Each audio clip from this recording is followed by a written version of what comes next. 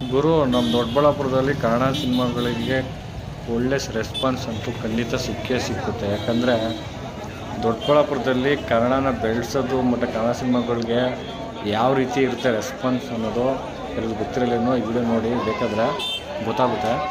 ನಾವು ಭೀಮಾ ಸಿನಿಮಾಗೆ ಭಾನುವಾರ ಹೋದ್ವಿ. ಶುಕ್ರವಾರ ರಿಲೀಸ್ ಆಯಿತು. 9th 10th ಸಾಟರ್ಡೆ 11th ನಾವು ಹೋದ್ವಿ. ಅದು ಬೆಳಗ್ಗೆಯಿಂದ ಹೋಗೋಣ ಅಂದ್ಕೊಂಡು, ಬಟ್ ಬ್ಯುಸಿ ಟೈಮಿಂದ ನಾವು ಕೆಲವೊಂದು ಹೋಗೋಕ್ಕಾಗಿಲ್ಲ. 4:15 ಶೋಗೆ ಹೋಗೋಣ ಅಂದ್ಬಿಟ್ಟು ನೋಡಿದ್ರೆ ಹೌಸ್ಫುಲ್ ಇದ್ರು.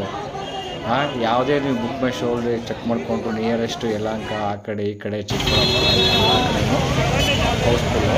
ಟೈಮ್ ಅಡ್ಜಸ್ಟಿಂಗ್ ಆಗ್ತದ ಹೋಗಿ 4:15 ಸಿಕ್ಕಿಲ್ಲ ಟಿಕೆಟ್ ಅಂದ್ಬಿಟ್ಟು 7:15 ಟಿಕೆಟ್ ಇಲ್ಲೇ ಇಲ್ಲ.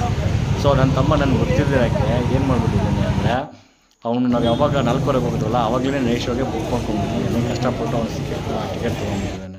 ಸೊ ಅದರಿಂದ ನಾವು ರಾತ್ರಿ 10:15 ಶೋಗೆ ಭಾನುವಾರ ಹೋದ್ವಿ. ಸಿಕ್ಕಾಪಟ್ಟೆ ಜನ ಎಲ್ಲ ಕಡೆಯಿಂದನೂ ಒಳ್ಳೆ ರೆಸ್ಪಾನ್ಸು ತುಂಬ ಖುಷಿ ಆಗ್ತಾಯಿತ್ತು. ಯಾಕಂದರೆ ಕನ್ನಡ ಸಿನಿಮಾಗಳನ್ನ ಇಷ್ಟೊಂದು ಇದು ಮಾಡ್ತಾಯಿದ್ದಾರೆ ಮತ್ತು ಒಳ್ಳೆ ಮೆಸೇಜ್ ಸಿನಿಮಾಗಳನ್ನ ಕೂಡ ಇದು ಮಾಡ್ತಾಯಿದ್ದಾರೆ. 7:15 ಶೋಗೆ ಹೋಗಿರೋಂಥ ಜನಗಳು ಸಿನಿಮಾ ನೋಡಿ ಸೈಕ್ ಆಗಿಬಿಟ್ಟು ಆಚೆ ಬರ್ತಾವ್ರೆ. ನಾವು ಕೂಡ ಕಾತರದಿಂದ ಕಾಯ್ತಾಯಿದ್ದೀವಿ ಸಿನಿಮಾ ನೋಡೋದಕ್ಕೆ. ಯಾಕಂದರೆ ತುಂಬ ಮಾಸ್ ಪ್ರೇಕ್ಷಕರು ವೇಟ್ ಮಾಡ್ತಾಯಿದ್ರು ಸಿನಿಮಾ ಯಾವಾಗ ಅಂದ್ಬಿಟ್ಟು. ತುಂಬ ಜನಕ್ಕೆ ಟಿಕೆಟ್ ಸಿಕ್ಕಿಲ್ಲ. 10:15 ಶೋಗೆ ಬಂದ್ಬಿಟ್ಟು ವಾಪಸ್ ಹೋದರು. ಹೆಂಗೋ ನಮಗೆ ಸಿಕ್ತು. ಸಿನಿಮಾ ನೋಡಿಕೊಂಡು ನಾವು ತುಂಬಾ ಎಂಜಾಯ್ ಮಾಡ್ತಿದ್ದೀವಿ. ಒಳ್ಳೆ ಮೆಸೇಜ್ ಇದೆ.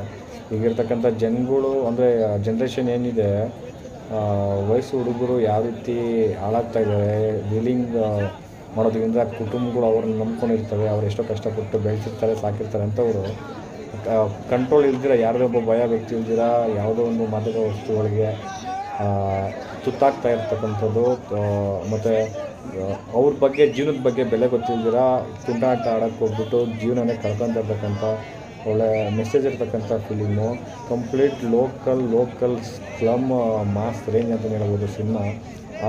ಫುಲ್ಲು ನನಗೆ ಎಸ್ಪೆಷಲಿ ಹೀರೋ ವಿಜಯ್ ಅವ್ರನ್ನ ತುಂಬಾ ಅಪ್ರಿಷಿಯೇಟ್ ಮಾಡಬೇಕು. ಯಾಕಂದರೆ ಈ ಸಿನಿಮಾ ಕಥೆ ಆಗಿರ್ಬೋದು, ಸ್ಕ್ರೀನ್ ಪ್ಲೇ ಆಗಿರ್ಬೋದು, ಡೈಲಾಗ್ಸ್ ಆಗಿರ್ಬೋದು, ಅವ್ರ ಟೇಕಿಂಗ್ ಆಗಿರ್ಬೋದು, ಮತ್ತು ಹೊಸಬರ ಪ್ರತಿಭೆ ಆಗಿರ್ತಕ್ಕಂಥದ್ದು, ಪ್ರತಿಯೊಂದು ವಿಚಾರದಲ್ಲೂ ಮ್ಯೂಸಿಕ್, ಪ್ರತಿಯೊಂದು ವಿಚಾರದಲ್ಲೂ ನನಗೆ ತುಂಬ ಇಷ್ಟ ಆಗುತ್ತೆ ತೊಗೊಂಡೋಗಿರೋದ್ರಲ್ಲಿ.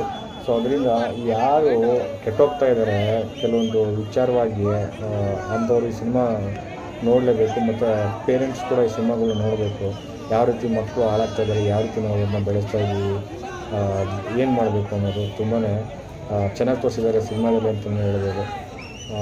ಯಾರ್ಯಾರು ನೋಡಿಲ್ಲ ಕನ್ನಡ ಸಿನಿಮಾಗಳನ್ನ ಈಗಲೇ ಹೋಗಿ ನೋಡಿ. ಮತ್ತು August 15th ಕೂಡ ಕೃಷ್ಣ ಪ್ರಣಯ್ ಫಿಲಿಮ್ ಕೂಡ ರಿಲೀಸ್ ಆಗ್ತಾಯಿದೆ ಗಣೇಶ್ದು. ಸೊ ಆ ಸಿನಿಮಾನು ನೋಡಿಬಿಟ್ಟು ಏನು ಅಂತ ಹೇಳ್ತೀನಿ. ಯಾಕಂದರೆ ಆಲ್ರೆಡಿ ತುಂಬ ಸಾಂಗ್ಗಳು ಅದರಲ್ಲಿ ಹಿಟ್ಟಾಗಿದೆ. ಸೊ ನೋಡಿರಿ, ಎಲ್ಲರೂ ವೇಟ್ ಮಾಡ್ತಾಯಿದ್ದಾರೆ ತುಂಬ ನೈಟ್ ಶೋಗೆ ಹೋಗೋದಕ್ಕೆ. ಸಿನಿಮಾದ ಕಥೆ ಆಗಿರ್ಬೋದು, ಸಾಂಗ್ಸ್ಗಳು, BGM ಹೈಲೈಟ್ಗಳು, ಸ್ಟೋರಿ, ಸೆಕೆಂಡ್ ಹಾಫಲ್ಲಿ ಹೀರೋ ಎಲಿವೇಷನ್ಗಳು ಮತ್ತು ಕ್ಲೈಮ್ಯಾಕ್ಸು ಎಲ್ಲ ವಿಲನ್ನು ಖರಾಬು ಎಲ್ಲ ಏನು ಸೈಕೋಬೋದು ಸಿನಿಮಾ. ಸಾಂಗ್ಗಳು ಎಲ್ಲ ಖರಾಬಾಗೈತೆ ಫಿಲಿಮು. ಅಂದರೆ ಇವರ ಸೆಲೆಕ್ಷನ್ ಇದೆಯಲ್ಲ, ವಿಜಯ್ ಅವರ ಸ್ಟೋರಿ ಸೆಲೆಕ್ಷನ್ ಆಗಿರ್ಬೋದು, ಅವ್ರು ಮಾಡ್ತಕ್ಕಂಥ ಮಾಸ್ ಫಿಲಿಮ್ಗಳಾಗಿರ್ಬೋದು, ಯಾರಿಗೂ ಯಾವ ಕಂಟೆಂಟು, ಯಾವ ಕಮರ್ಷಿಯಲ್ ಫಿಲಿಮು, ಯಾವ ಜಾನರಲ್ಲಿ ಮಾಡಿದ್ರೆ ಸಕ್ಸಸ್ ಆಗ್ತೀವಿ ಅದೇ ಜಾನರ್ನ ಅವರು ಇಟ್ಕೊಂಡ್ಬಿಟ್ಟಿದ್ದಾರೆ.